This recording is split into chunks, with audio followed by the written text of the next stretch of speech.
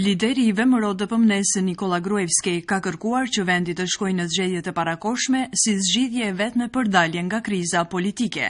Ai insiston se LSDM ka bërë mashtrim pazgjedhor të qytetarëve me pranimin e platformës së Tiranës.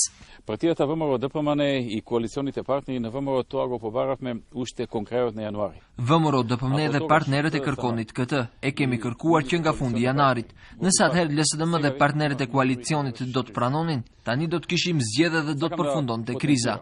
Kur një parti do të del në zgjedhje, do të thotë një gjë e më pas, do të bëj diçka tjetër dhe me këtë do të bën një mashtrim të madh zgjedhor. Ajo parti duhet të di se do të përballet me revoltën e qytetarëve dhe kjo po i ndodh Maqedonisë dhe LSDM-s. Prandaj kriza është prolonguar. Për këtë arsye dhe një herë konfirmoj se rrugdalja më e mirë për daljen nga kjo situatë të shkohet menjëherë në zgjedhje të shpejta parlamentare së bashku me zgjedhjet lokale, të cilat për shkak të veprimeve të LSDM-s u anuluan. Por LSDM përmes një kumtese thekson se zgjedhje të reja parlamentare nuk do të ketë, ndërsa paralajmëroi se do të zgjidhet kryetari i ri i kuvendit, i cili do t'i hapë rrugë zgjedhjes së qeverisë së re.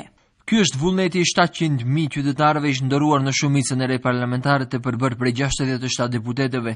Zgjedhjet e parakohshme nevojiten vetëm liderit të VMRO-DPMN-s Nikola Gruevski që të vazhdojë krizën politike përmes së cilës kërkon shpëtim nga përgjegjësia për krimin e kryer. LSDM njëherë thekson se ka program për qeveri të re reformuese dhe në të nuk ka ndryshim të himnet, flamurit, stemës, banknotave, emrit e as dëm ndaj gjuhës maqedonase, si gjuhë zyrtare në Republikën e Maqedonisë, siç pretendon VMRO-DPMN dhe Nikola Gruevski.